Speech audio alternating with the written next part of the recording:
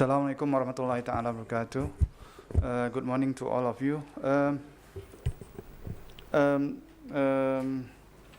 Thank you very much for the invitation for me to present here. Why I speak about knowledge map and Kalam atomism, between Kalam atomism and modern physics, because I think many of the discussion, actually by Daqiq al-Kalam, Prof. Basil Ta'i, I mean, you work from the Kalam and then go towards the modern physics. And this is our brother here mentioned just now that it's not that the new or the modern thing that comes into the Kalam. It's the Kalam going outward. So I'm working towards this one way mapping, I would say, from the Kalam to the modern physics. Because modern physics affect most of the current work, and also Nobel Prize or whatever. Now you have also the Breakthrough Prize and maybe field medals and so on. So a warning here, because I'm a new student of Kalam and I make a lot of mistake and maybe wrong concepts because I'm a physicist rather than a Kalamist, okay? And the other thing, this morning while traveling on the train to come here, I was thinking about what Professor Basil was mentioning about the holographic principle, where in 3 dimensions, all the knowledge goes to the 2 dimensions. It's like the whole universe, the whole thing about the universe somehow projected on the low mahfuz, which is 2-dimensional. So remind me also about our being. What we do, whatever we do, is all, we are a 3-dimensional human being. Of course, if you include the dynamics, it will be 4-dimension, but all the knowledge or what we do is in our skin, which is 2-dimension. So the macrocosm, which is the universe and the low mahfuz, and related to the microcosm, which is the human being and the skin. So that makes me a bit worried, because what I do, God knows, because you're all in the skin. So my dependent on the secondary source. I don't know Arabic, so this is also my problem. I might make a wrong notion about Kalam. Anyway, let's just go through, because I'm given only 20 minutes. When I asked the organizer how long I'm supposed to talk, nobody tell me that it will be only 20 minutes. Anyway, the Mutakalim, they invented this Kalam. This has been shown just now to support the articles of the faith, and also to show some demonstration, either by logic, by syllogism or whatever, and also to prove the createdness of the universe. And of course, this means that any theory about the universe being forever and ever, Qadim, for example, and so on, steady state, has been here forever and will be here forever. I mean, there's no such thing, see, because it is created. So it must be ex nihilo. And of course, in physics, all these things, this demonstration could be using symmetry argument, elegant mathematics, grand design, whatever, okay? So some of this has been discussed by Professor Altai's book. And of course, in this presentation, or in the paper that I wrote, which will not possibly be discussed fully here, is that there are aspects of atomism and discreteness that is important. And already in modern physics, if you clearly see that one of the modern challenge of current physics, if you can crack that CP symmetry problem, you can get a Nobel Prize by next year if you write a good paper this year. Which is a discrete symmetry, which seems to control, the process of existence in the universe, called lepto and baryon genesis. Also, the Mutakalim assume discreteness of space as well as time, and this leads to the discreteness of momentum by symmetry argument, and discreteness of time leads to the discreteness of energy. This is the duality, okay, the conjugate variables in quantum mechanics, that time and energy are the conjugate variable to determine the Heisenberg Untitled principle, just like momentum and position. They are the conjugate variable. So also the discreteness led to the existence of discrete energy levels. And this is the whole point, that atoms, even nuclei, Prof. Basil was mentioning about why protons are not repelling each other, because the meson that carries the charge is jumping here and there. So the meson is carrying the charge away, so they don't repel that much, you know. He was mentioning about this in his talk. So anyway, Kalam need to assert in the modern age. This is what we are all talking about. We want to bring Kalam, the Kalam Jadid, that are relevant to our lives now, to the current problem in physics, or even maybe problem in mathematics and so on. Where are we bringing all this for the humanity? So Adi has mentioned this little bit on the Kalam Jadid.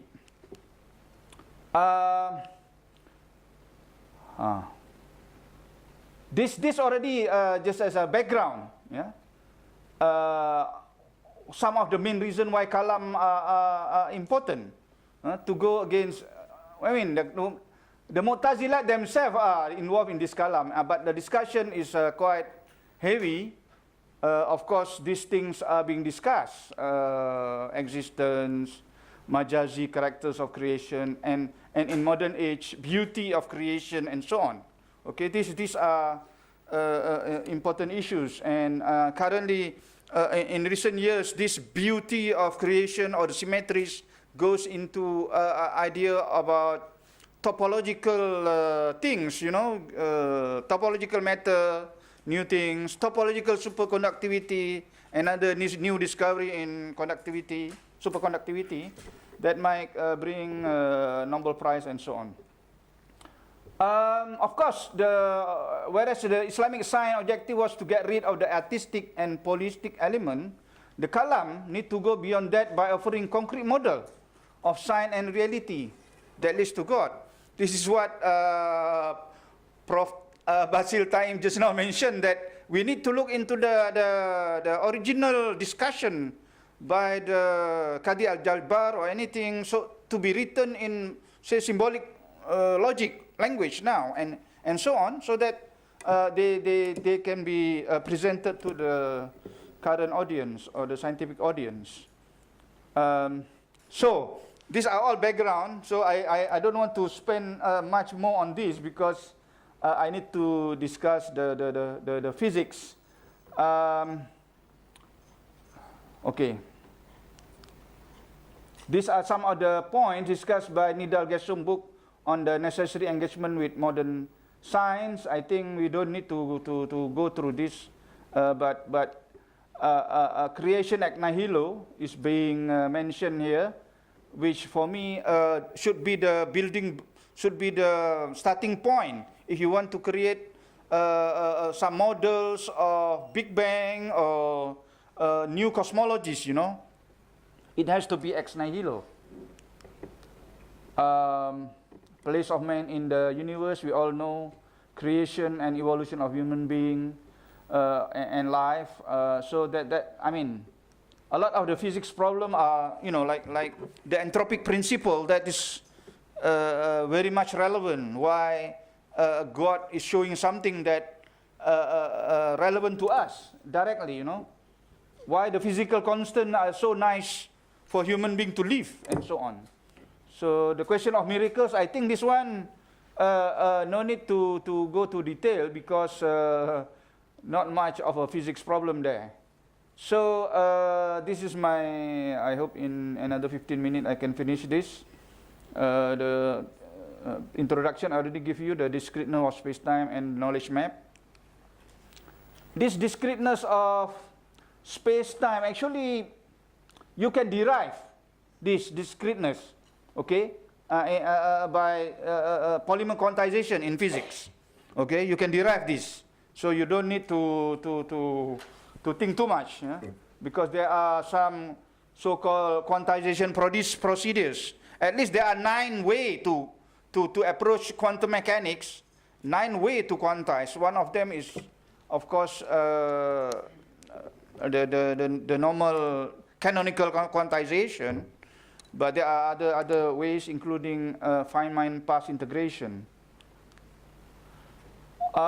You can also derive this discreteness from what Professor Altai mentioned, that if you get smaller to smaller space, you are blocked by the smallest size called the Planck scale. And then you cannot see, you cannot break it further. If you use this, you can get what you call a generalized uncertainty principle, which is being discussed by many people. I don't want to go to the detail of that, but the Planck scale basically makes sure that nothing is smaller than that. And this also being discussed, this discreteness of space-time, observing the Lorentz invariant and locality, this discussed by this person, Faye Docker, who is from the causal set viewpoint. So I don't want to, again, this very involved physics here, but you can derive that space-time discreteness. But this is where I said, what Kalam people are talking, they are not talking not nonsense. You can derive the same thing using very high-powered mathematical or physics theoretical discussion, you know, in a very deep way. In fact, discreteness is compatible with renormalization. The whole foundation of quantum field theory of all these standard model is based on quantum field theory, and quantum field theory lives by renormalization. If your theory is not renormalizable, throw it into the dustbin or throw it into the river. Okay, it has to be renormalizable. That's how the string theory make the breakthrough. Yeah, the first string revolution by Mike Green and Schwartz. That was because the theory that they have is renormalizable. And then you have the second string revolution and so on. So this idea of discreteness itself somehow emerged from renormalization procedures. So I hope I'm not making you afraid to hear all these words that are not in the Kalam dictionary. But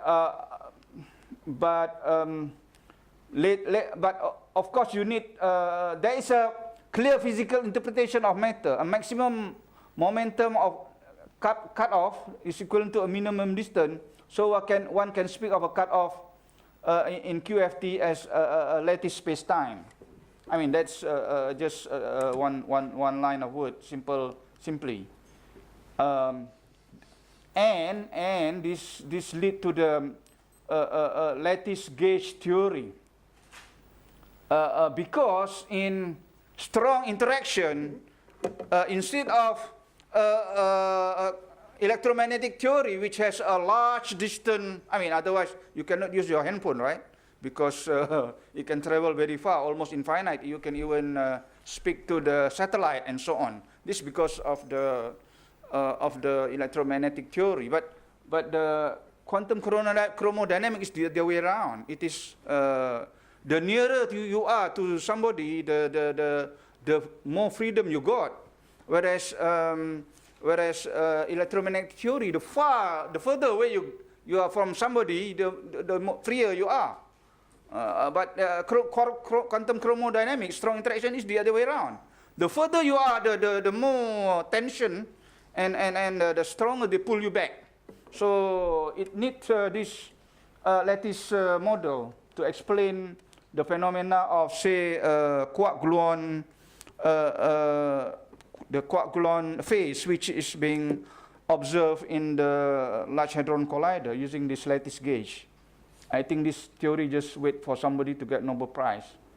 And you can see there's the method to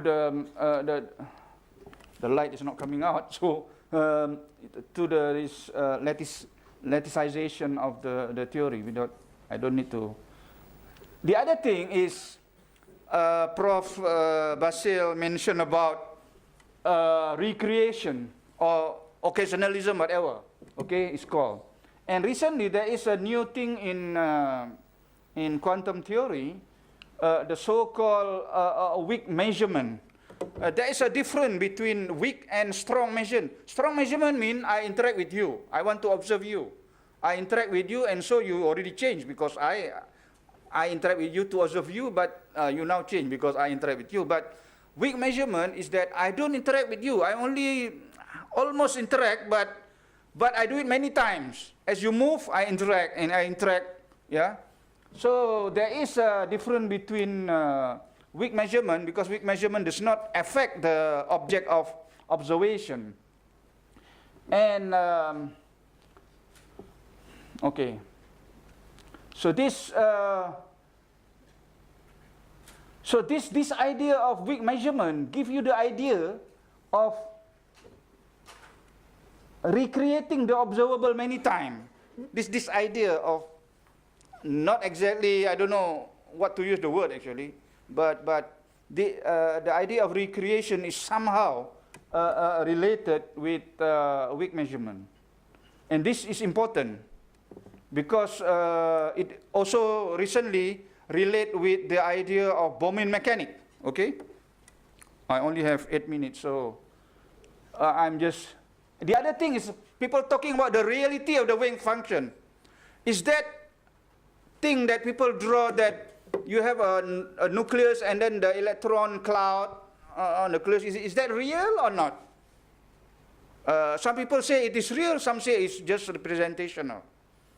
I would say that there is a strong discussion here. I mean, the other thing is how to relate that with void. Sorry. Yeah. Like some recent experiment, this quantum Josiah effect. You have a magnetic moment. You know what the quantum Josiah effect comes from? The story of Alice in the Wonderland. The person saw the cat on the window, and the cat was grinning, and then the cat disappeared, but the grin of the cat is still there. So this quantum Josiah effect, the neutron already decay because free neutron only lives for 8 minutes, but then the magnetic moment can still be measured. So this very strange. So what is left? Some void or whatever, no? So that void might be, the color or whatever, but I'm not sure. And then the other thing is quantum tomography, yeah? You have an ensemble of some average, okay, using this weak measurement. But then the single wave function of one object has already disappeared or smeared out by that average measurement. So the single wave function somehow become a kind of shadow in the density matrix of the tomograph. So this is like, these are 100 people here, and they are all smokers, and 7 out of 100 person here will get lung cancer. But if I take one person of you and I ask that person or statistician to tell me, this one person, what is the probability? It's not 7 out of 100. It is either 1 or 0, right? You see? So that's the difference. So this single wave function already smeared out in this idea of weak measurement.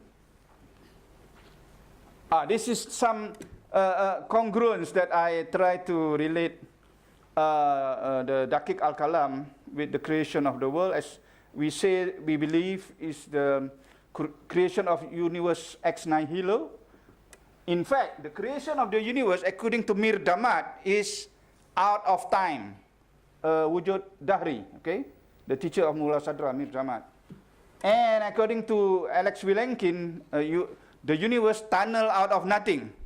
Okay, this is another, what you call it, word for, a beautiful word for creation ex nihilo. Okay, so this discreteness and so on, I already mentioned about how to modify the uncertainty principle. We also use this uncertainty principle to study the effect on charged black holes. Some of my work with Professor Wan Ahmad Tajuddin, he's there, wearing the songkok there. And of course, today people say that the atoms are the leptoquark family. But again, if you talk to the string theorists, they say no, we have something smaller called the strings and the brains and so on. So I think we are talking about some level of realities or level of being, gradation of being, whatever Mullah Sadra call it, And of course, then the strings again, you have two types of string. One is the closed and one is the open string. So the open string can interact with the membranes. The closed string supposed to be gravitons, and they transcend all the branes. So gravitons can travel to whatever dimension, So this is why it is mysterious. It is everywhere. This one already mentioned by Basir Altai and written as a viable theory by Al-Ghazali.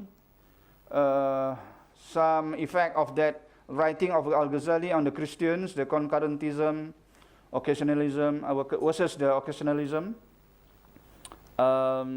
indeterminacy of the universe. Of course, we have the, apart from this inbuilt indeterminism in quantum theory, we also have a chaotic regime. That one, not many people talk about it.